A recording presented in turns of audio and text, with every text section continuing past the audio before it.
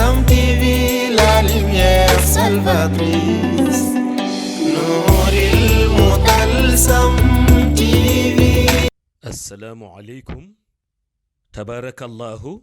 We take this opportunity to send our ziyarah to all in this blessed month of Ramadan.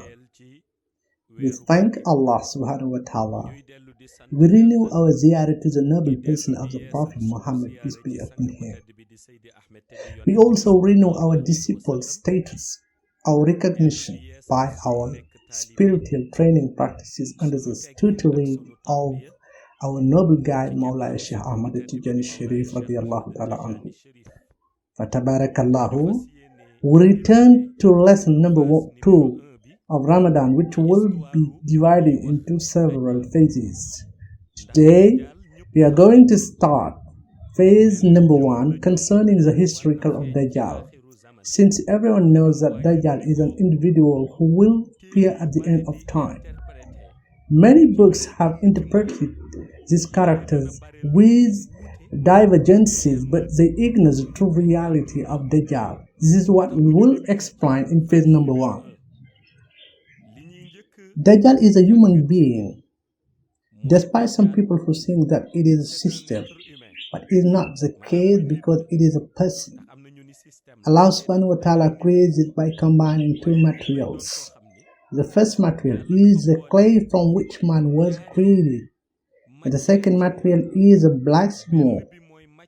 But the haqiqah means divine reality of this black smoke refers to the devils who practice black smoke zulmaniya and draw their magic from this smoke, which source is Dajjal. This is the person why Dajjal will have powers but which arise from the dark, and it is a difference with the powers of the Imam al-Mahdi which come from the light, Nuraniya. There are those who say that only Dajjal will show his powers, while they ignore that the Mahdi is also a man of power and that he will demonstrate it. We are in the end of time. It is as if we were in a season which is drawing to the close. We will then say that it is the end of the season.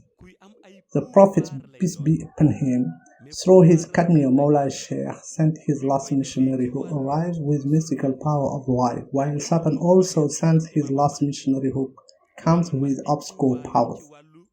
So Dajjal was created from clay and black smoke, which is a source of magic from which the devils draw. The reason why his power of black magic became operational from birth.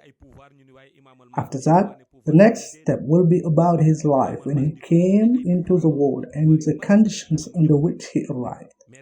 This is where we will refer to the teachings of the prophets, peace be upon him, who had told his companions that God commanded all the prophets to warn their respective people about Dajjal. So this explains that the existence of Dajjal does not date from this world, since all these prophets know it in the Ghaib world. They saw the darkness that emanates from the smoke of which it is composed. Allah endowed him with power and powers that originate in the dark. It is the Prophet Isa alayhi salam who has the mission to exterminate Dajjal. But if Allah subhanahu wa ta'ala had not interrupted his mission in the Shahad world, he should have met Dajjal during his mission on earth, in the same way as the Prophet Musa met Fir'aun. And so did the Prophet Ibrahim to meet Namrus Kanhan. In the same way in which these prophets leave their mission on earth at the same time as their respective enemies who were still trying to sabotage their mission, Sayyidina Isa ibn Maryam should have met Dajjal during his mission if he had not been interrupted following his elevation to heaven.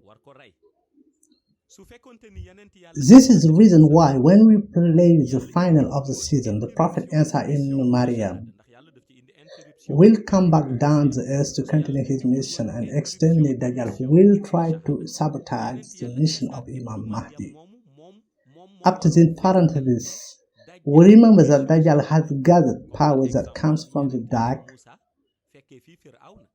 even before his birth, but he also has mysticism which allows him to practice real powerful black magic, the one that devils use.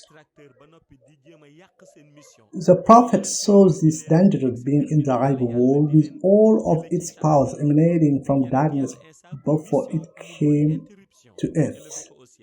So it is this character that is Dajjal with all the powers that Allah has endowed him, and who is about to come into the world and to disturb the universal mission that will lead Imam al-Mahdi al-Muntazar until may the Prophet Isa ibn Maryam come down from heaven to emanate him.